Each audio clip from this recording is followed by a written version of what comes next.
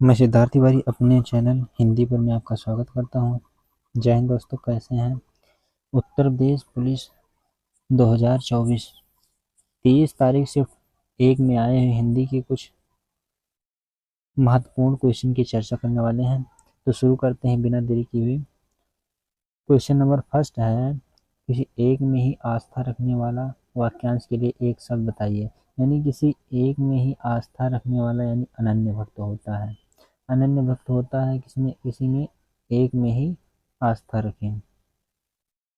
निम्नलिखित शब्दों में प्रयुक्त प्रत्यय किस विकल्प में ठीक ठीक। धमाका में आका प्रत्यय, लड़ाकू में आकू, फिर उड़ाक और छिलका। यानी आपका क्वेश्चन नंबर फर्स्ट जो हो जाएगा ए सही ऑप्शन हो जाएगा, क्योंकि धमाका में आका और आकू लड़ाकू में प्रत्यय है, उड़ाक में आक प्रत्यय और छिलका में का प्रत्यय। क्वेश्चन नंबर थर्ड, सही विकल्प का चयन कीजिए। सही विकल्प का चयन कीजिए। मध्यकालीन युगों में कलाओं की बहुत उन्नति हुई। ये हो गया एक। वे चाहे भले ही न आए पर तुम्हें आना होगा। इस समय मोहन की आयु, शुद्ध वाक्य का चयन करना। इस समय मोहन की आयु, तो इस समय मोहन जब आयु बताई जाती है तो आयु नहीं, वहाँ अवस्था होता है दोस्तों, अवस्था होता है, अवस्था होता है। साहब ने कहा कि अंदर किसी को अंदर न जाने दिया जाए। साहब ने कहा किसी को अंदर न आने दिया जाए, यहाँ जाने नहीं होगा। मध्यकालीन युगों में कलाओं की बहुत उन्नति हुई है। कलाओं में बहुत उन्नति हुई है।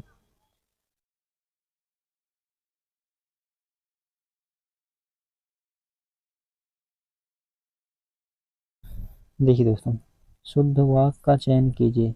मध्यकालीन युगों में कलाओं की बहुत उन्नति हुई, भले ही आए या ना आए पर तुम्हें आना होगा।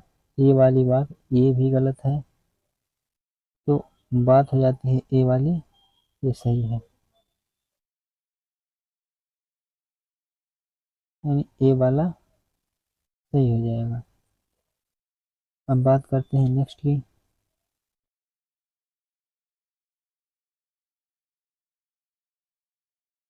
सदा एक वचन में प्रयुक्त होने वाले शब्द।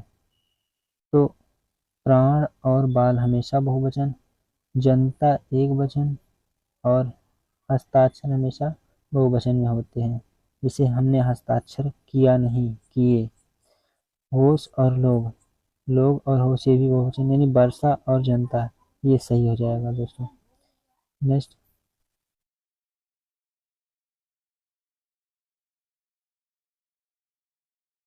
बात करते हैं, क्या भूलूं क्या याद करूं।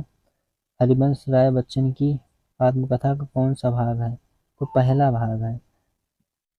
दूसरा था, ये फर्स्ट वाला था, क्या भूलूं क्या याद करूं। दूसरा था नीड़ का निर्माण, फिर नीड़ का निर्माण, फिर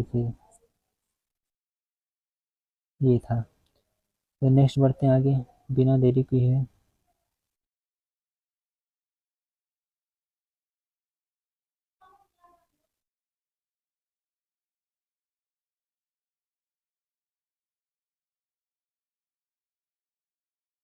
नेक्स्ट, हिंदी भाषा के लिए साहित्य अकादमी पुरस्कार के प्रथम विजेता। तो विष्णु, ये तो है नहीं।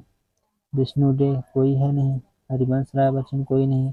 माखन लाल चतुर्वेदी ये सबसे पहले हिंदी साहित्य अकादमी पुरस्कार विजेता हैं।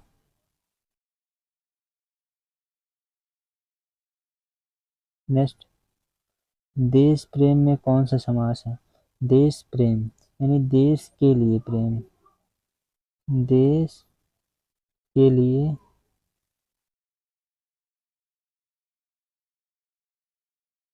प्रेम। यानी देखिए ये लुप्त पद तत्पुरुष है, अलुप्त पद में संप्रदान तत्पुरुष। कौन सा तत्पुरुष है, संप्रदान तत्पुरुष। तत्पुरुष और संप्रदान। नेक्स्ट,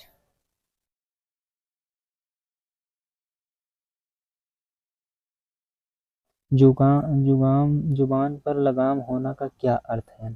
क्वेश्चन नंबर ए, जुबान पर लगाम होना, सदैव कठोर वचन कहना नहीं, अनावश्यक रूप से अस्पष्टवादी होना नहीं, सरबत और अपनी वाग्मिता दिखाना, ये तो बिल्कुल नहीं।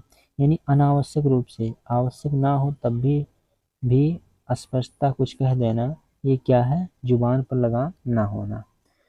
तो 8 क्वेश्चन थी। अब आते हैं गद्यांश वाले प्रश्नों पे। 9 से 13 गद्यांश प्रश्न।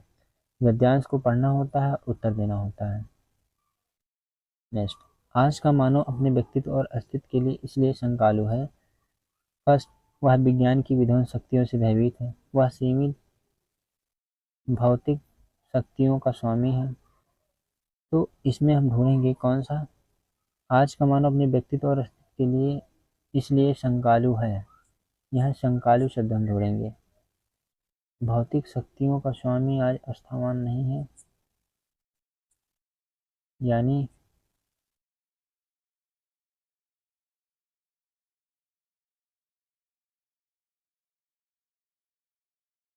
तो आज का मानव अपने व्यक्तित्व और अस्तित्व के लिए इसलिए शंकालु है क्योंकि इसका सही ऑप्शन हो जाएगा मानव ईश्वर के प्रति आस्थावान नहीं है। क्योंकि यहाँ देखिए, यहाँ पर दिया गया है इस गद्यांश में, आज का मानव जो है अपने व्यक्तित्व के संबंध में आस्थावान नहीं है। आज का मानव अपने व्यक्तित्व के प्रति आस्थावान नहीं है, प्रत्येक क्षण अस्तित्व में शंकाग्रस्त या शंकालु रहता है। यानी इस तरह इस प्रश्न का सही जवाब बी वाला हो जाएगा। नेक्स्ट, फिर हमारी विज्ञानाधारित शिक्षा की सर्वाधिक महत्वपूर्ण देन क्या है? यानी विज्ञान पर आधारित, विज्ञानाधारित मतलब होता है दोस्तों, विज्ञानाधारित मतलब विज्ञान पर आधारित, विज्ञान पर आधारित, यानी जो हमारी विज्ञान पर आधारित शिक्षा है उसकी महत्वपूर्ण देन क्या है? जीवन की अपरिमित भौतिक विकास, गतिशील जीवन का प्रत्याश, जीवन का सर्वांगीण विकास, जीवन का सर्वांगीण विकास, जीवन का अपरिसीम। यानी इस तरह से इस प्रश्न का सही जवाब हो जाएगा, क्वेश्चन नंबर 10 का सही जवाब हो जाएगा बी वाला, जीवन का अपरिसीम भौतिक विकास। भौतिक विकास होने के कारण हमारी जो विज्ञानाधारित शिक्षा सर्वाधिक प्रसारित हो रही है। क्वेश्चन नंबर 9 क्लियर हुआ, यानी 9 में एक बार फिर से टिक करवा लिया है दोस्तों।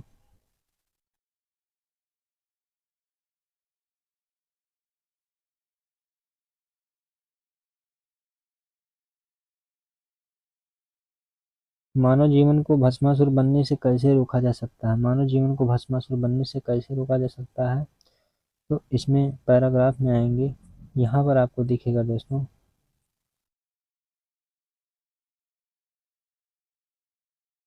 मानव जीवन को भस्मासुर बनने से कैसे रोका जा सकता है। हमारे लिए विज्ञान हमारे लिए भस्मासुर का हाथ बन न जाए। नैतिक और आत्मिक मूल्यों को, यानी इसलिए नैतिक और आत्मिक मूल्यों के साथ विकसित करने की आवश्यकता है, नैतिक और आत्मिक मूल्यों के साथ। तो इस तरह इस प्रश्न का सही जवाब हो जाएगा मानव जीवन के नैतिक और आत्मिक मूल्यों को विकसित करना, इसलिए ये सही हो जाएगा। नेक्स्ट बात करते हैं क्वेश्चन नंबर 12। आधुनिक मानव विकास को सर्वांगीण नहीं कहा जा सकता क्योंकि साहित्य, धर्म, कला आदि मानव चेतना से निर्वासित है। विकास की सोच मानव के हाथ में है। भौतिक परिवेश पूर्णतः परिवर्तित होगा। जीवन में आशातीत गतिशीलता का समावेश नहीं हुआ है। जीवन में आशातीत गतिशीलता का समावेश। क्वेश्चन नंबर 12 आधुनिक मानव विकास को सर्वांगीण नहीं कहा जा सकता। क्यों? क्योंकि साहित्य, कला, धर्म आदि ये बिल्कुल गलत है। यानी जीवन में आशातीत गतिशीलता का समावेश नहीं हुआ। जीवन में आशातीत गतिशीलता का समावेश नहीं हुआ, यानी डी वाला सही हो जाएगा। नेक्स्ट क्वेश्चन दोस्तों, अणु विस्फोट को मानवतावादी मर्यादा होनी तभी संभव है जब व्यक्ति की क्षुद्धता, जब राष्ट्र की क्षुद्धता बन जाए। अणु विस्फोट को मानवतावादी की मर्यादा देना तभी संभव है। क्षुद्धता को राष्ट्र की क्षुद्धता ना बनने दिया जाए, क्षुद्रता को राष्ट्र की क्षुद्रता ना बनने दिया जाए। इस तरह से इस प्रश्न का सही जवाब क्वेश्चन नंबर 13 है, इसका सही जवाब बी वाला हो जाएगा। नेक्स्ट, निम्नलिखित में से कौन से शब्द में उपसर्ग नहीं है? प्रभाव में प्र उपसर्ग है, अपवाद में अप है, पराजय में परा शब्द उपसर्ग है, ओढ़ना एक ऐसा शब्द है जिसमें उपसर्ग नहीं है। तो क्वेश्चन नंबर डी सही हो जाएगा। क्वेश्चन नंबर 15, प्रेम सागर के रचनाकार कौन है? प्रेम सागर की रचनाकार कौन है?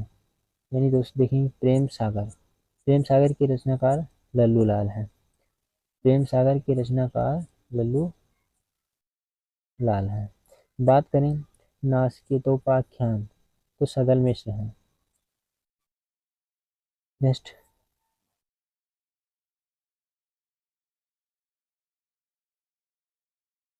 अनावर्त अनावर्त शब्द का सम भिन्नार्थ क्या है? अनावर्त मतलब क्या होता है? आवृत्ति जिसकी ना हो। आवर्त मतलब आवृत्ति जिसकी हुई हो, यानी दोहराया गया हो। अब देखेंगे पृथ्वी तो होता नहीं है, पृथ्वी अवन इन सबका होता है। अयोग्य आचरण गलत है, यानी इसमें हो जाएगा जो ना दोहराया गया हो, जो कभी ना दोहराया गया हो, जो दोहराया ना गया हो, बी वाला सही हो जाएगा। नेक्स्ट, निम्नलिखित में से कौन सा शब्द पुल्लिंग है? निम्नलिखित में से कौन सा शब्द पुल्लिंग है? पुल्लिंग और स्त्रीलिंग की पहचान करना बहुत आसान दोस्तों। जैसे देखिए, इसके साथ संज्ञा, सर्वनाम, क्रिया विशेषण किसी का प्रयोग करते हैं। जिसके साथ प्रयोग करते हैं उसमें आपका कर्ता के अनुसार लिंग वचन कारक को रखते हैं। देखिए, जैसे क्षेत्र क्षमा,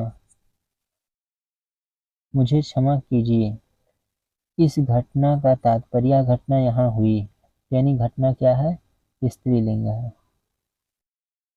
रीति, समाज की रीतियां बहुत खराब हैं, यानी रीति बहुत खराब है, यानी ये भी क्या है? स्त्रीलिंग है। क्षमा क्या है? ये भी है। और क्षेत्र जो शब्द है, इस क्षेत्र में कई वन है, यानी ये वाला हो जाएगा सही। नेक्स्ट दोस्तों,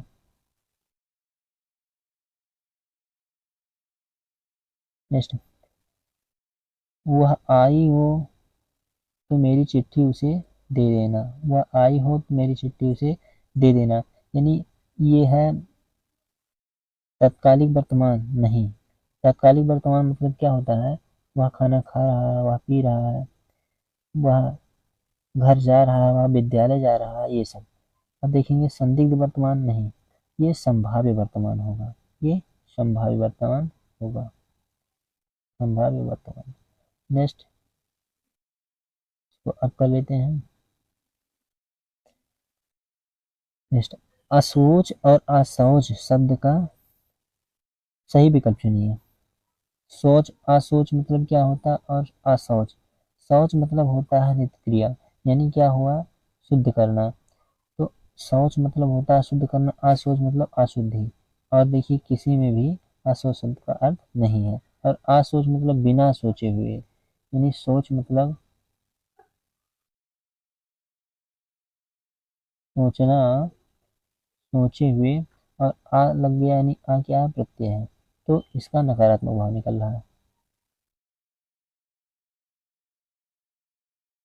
नेक्स्ट, बात करते हैं 20, आग लगने पर कुआं खोदना। आग लगने पर कुआं खोदना, ये बहुत प्रचलित लोकोक्ति है, लोगों द्वारा कही जाती उक्ति है, तो देखेंगे मुसीबत आने पर घबरा जाना नहीं, संकट के समय बचाव के लिए सोचना, जल्दी से कार्य करना नहीं, कुआं खोदकर पुण्य कमाना, ये भी गलत, ये गलत।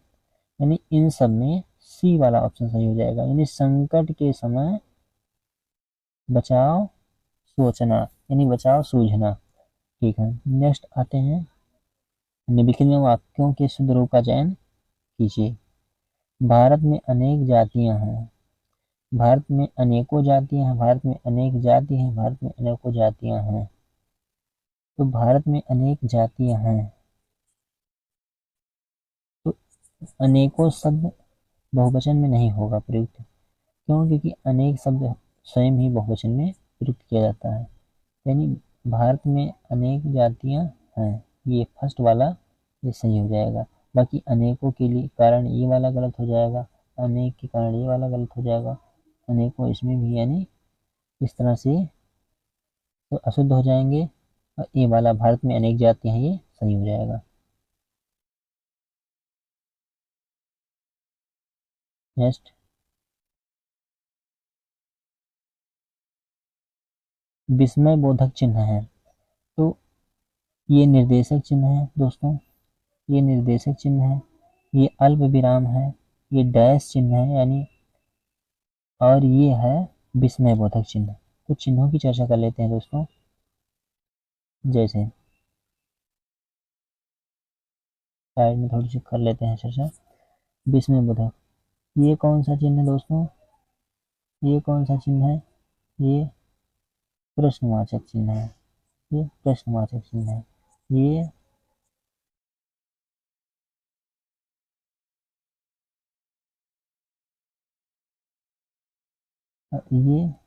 पूर्ण विराम है, पूर्ण विराम,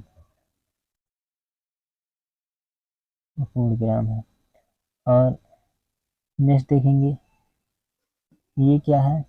ये है अल्प विराम, अल्प विराम। और ये क्या है? ये अर्ध विराम है।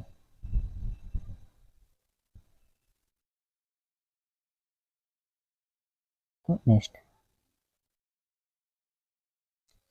नेक्स्ट विस्मयादि बोधक चिन्ह कौन सा हो जाएगा? ये विस्मय बोधक चिन्ह लास्ट वाला। इस वाक्य में अच्छा शब्द का प्रयोग विशेषण के रूप में हुआ है, यह स्थान बहुत अच्छा है, तुमने अच्छा किया, जो आ गए, अच्छा है वही अभी आ जाए। दोस्तों सी नंबर में, क्योंकि विशेषण की परिभाषा होती है ऐसे शब्द जो किसी संज्ञा की विशेषता बताते हैं, यानी उसके बाद प्रयुक्त होते हैं और उसकी विशेषता बताते हैं। यानी इस तरह से इस प्रश्न का सही जवाब हो जाएगा, यह स्थान बहुत अच्छा है, यह स्थान बहुत अच्छा है, सी वाला सही हो जाएगा। 24 नंबर क्वेश्चन, क्वेश्चन नंबर 24, जब दो व्यंजन एक साथ मिलते हैं तो उन्हें संयुक्त व्यंजन बोलते हैं। जैसे हिंदी वर्णमाला में 4 संयुक्त व्यंजन होते हैं, जिनकी संख्या 4 है, संयुक्त व्यंजन कितने हैं? 4 हैं। कौन कौन? एक तो छह है, एक तो त्रा है, एक तो ज्ञा है, एक तो श्रा है। छह, त्रा, ज्ञा और श्रा, यानी ये 4 जो हैं, ये 4 संयुक्त व्यंजन हैं। ये 6 क और श से मिलकर बना है, क प्लस श से मिलकर।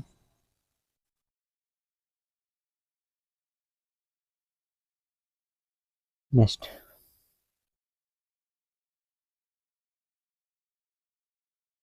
अब बात करते हैं नेक्स्ट की आगम और अगम और आगम शब्द, यानी अगम और आगम शब्द युग्म का सही अर्थ है। अगम मतलब जहां पर ना जाया जा सके, यानी दुर्लभ, जहां जाना दुर्लभ हो, कठिन हो। और आगम मतलब होता है साहित्य या फिर उत्पत्ति। तो आगम शब्द के कई अर्थ होते हैं, अगम मतलब जहां ना जा सके या जहां जाना दुर्लभ हो, यानी ये वाला सही हो जाएगा, क्वेश्चन नंबर बी। नेक्स्ट,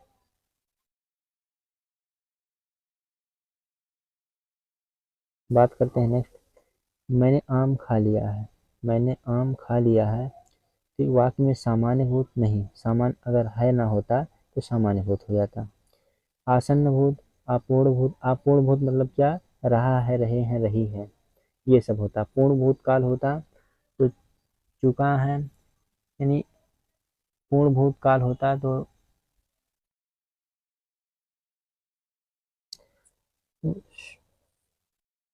सामान्य भूतकाल होगा नहीं, आसन्न भूतकाल।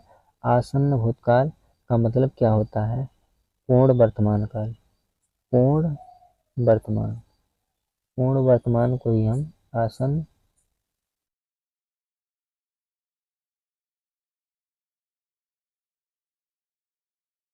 पूर्ण वर्तमान को ही हम आसन्न भूतकाल कहते हैं।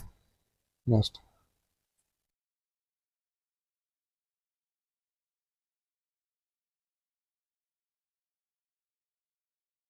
नेक्स्ट बात करते हैं, समास का शाब्दिक अर्थ होता है।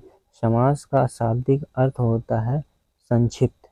समास मतलब होता है कई पदों को मिलाकर एक हो जाना। अब देखिए इसका विपरीत क्या होता है, समास का विपरीत विलोम।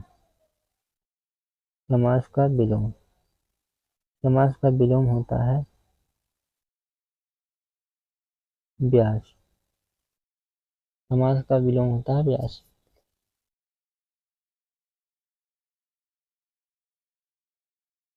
नेक्स्ट, एक और अजगर हिलक, 28 नंबर क्वेश्चन। एक और अजगर हिलक, एक और मुगराए, बिकल बिटोही बीच में पर्यो मूर्छा खाए। पंक्ति में प्रयुक्त रस है। तो देखिए रस कई प्रकार के होते हैं, प्रमुखतः 9 प्रकार के होते हैं, जिसमें ये बताया जा रहा है एक और अजगर को देखकर और एक और मृगराय यानी शेर को देखकर। व्याकुल, राही, राहगीर, बीच में ही मूर्छा खा गया, यानी इसमें कौन सा रस है, करुण तो होगा नहीं, वीर तो होगा नहीं, वीरतापरक बात नहीं, कायरतिक बात हो रही है, डर की बात हो रही है, क्रोधी तो होगा नहीं, यानी इसमें क्या आएगा, भयानक रस, भय, यानी अस्थाई भाव इसमें क्या हो जाएगा, भय। इसमें अस्थाई भाव क्या होगा, भय। इसमें भय नामक अस्थाई भाव जागृत होगा। यानी शेर को देखकर, सांप को देखकर यानी भय लग जाता है, यानी वहां पर भय नामक अस्थाई भाव जागृत होगा। रस क्या होगा, भयानक रस। भयानक का मतलब क्या होता है, इसका स्थायी भाव भय। तो 28 नंबर का हो जाएगा अभी 29 नंबर। निम्नलिखित में से कौन शब्दालंकार नहीं है।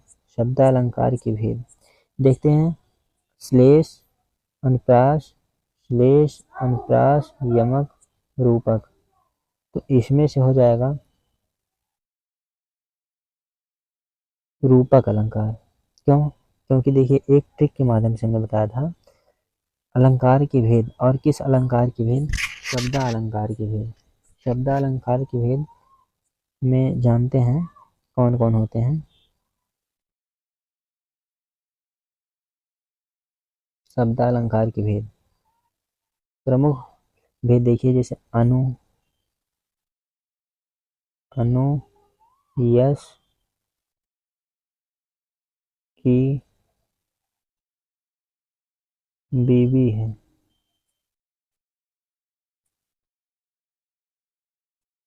बीवी है, यानी ये ट्रिक है, ये ट्रिक है। अनु से हो गया अनुप्रास, और या से हो गया यमक, शा से श्लेष, बीप से बीपसा, और वा से वक्रोक्ति। यानी इसमें से अनुप्रास, यमक, श्लेष, बीपसा, वक्रोक्ति, तो इतने अलंकार क्या होते हैं, शब्दालंकार होते हैं, बाकी सब अर्थ। नेक्स्ट,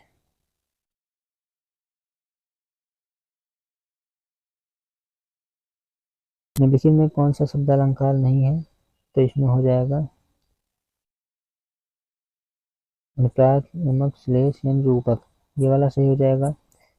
13 राजा शब्द के लिए पर्यायवाची, राजा शब्द के लिए पर्यायवाची, तो राजा का नृप होता है, लेकिन इसमें से ढूंढना है दोस्तों। लंकेश किसका पर्यायवाची होता है, रावण का, रावण, ये रावण का पर्यायवाची है।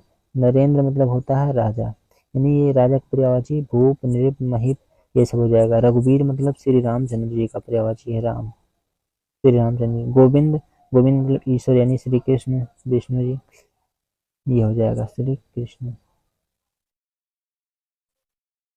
श्री कृष्ण। नेक्स्ट,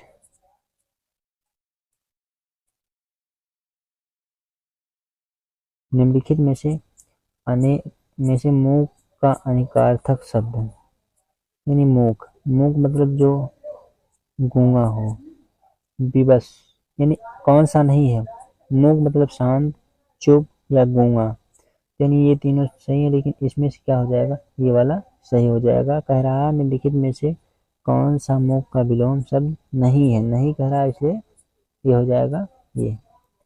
नेक्स्ट, निजवाचक सर्वनाम का प्रयोग किस वाक्य में हुआ है। चलिए, निजवाचक सर्वनाम, निजवाचक सर्वनाम यानी अपनों से क्या छिपाना, इसमें पूर्ण विराम नहीं, वाक्य अशुद्ध है। यानी सभी वाक्यों में देखा जाए तो अपने शब्द मिल रहा है, लेकिन इसमें से क्या हो जाएगा, एक उदाहरण सामान्य तौर पर देखने मिल रहा है दोस्तों, आप भले तो जग भला, आप भले तो जग भला, यानी आप स्वयं ये सब आ जाए तो हो जाता है निजवाचक सर्वनाम। नेक्स्ट, तो इस तरह से सही हो जाएगा।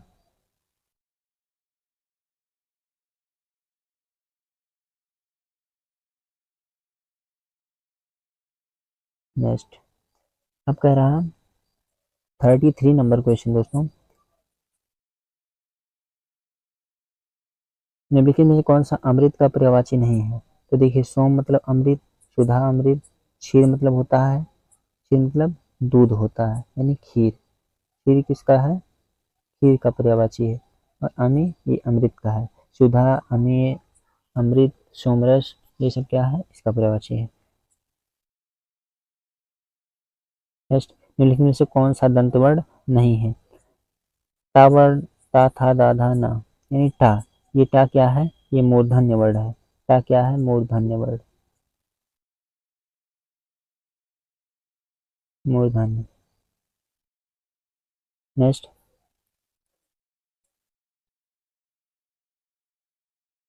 वयः वृद्ध शब्द का सही संधि विच्छेद क्या होगा। क्या शब्द है, वयः वृद्ध, वयो वृद्ध मतलब क्या होता है, वयः धन वृद्ध, यानी ये वाला सही हो जाएगा। ऑप्शन नंबर सी, वयः धन, इसमें कौन सी संधि होगी, विसर्ग। कुछ लोग देखिए एक मात्रा देखकर गुण संधि नहीं लगाएंगे दोस्तों, क्योंकि वयः ये विसर्ग संधि का एक इंपॉर्टेंट एग्जाम्पल है। नेक्स्ट, 2019 का साहित्य अकादमी पुरस्कार किस रचनाकार को दिया गया। नंद किशोर आचार्य, रामदरस, तो यानी नंद किशोर आचार्य जी को, नंद किशोर आचार्य जी को 2019 का ये दिया गया। नेक्स्ट, जिसे सरलता से पढ़ा जा सके, स्थानापन्न सुपाठ, सुषुप्त पाठ यानी पढ़ा जा सके, और स्थान से हटा यानी सुपाठ है, अच्छी तरीके से आसानी से पढ़ा जा सके, सुपाठ।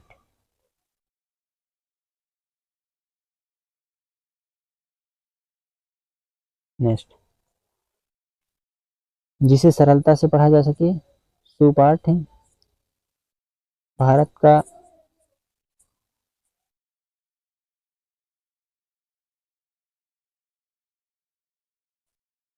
जिसे सरलता से पढ़ा जा सके उसे हम सुपाठ कहेंगे। भारत का पहला हवाई अड्डा, यानी यहाँ से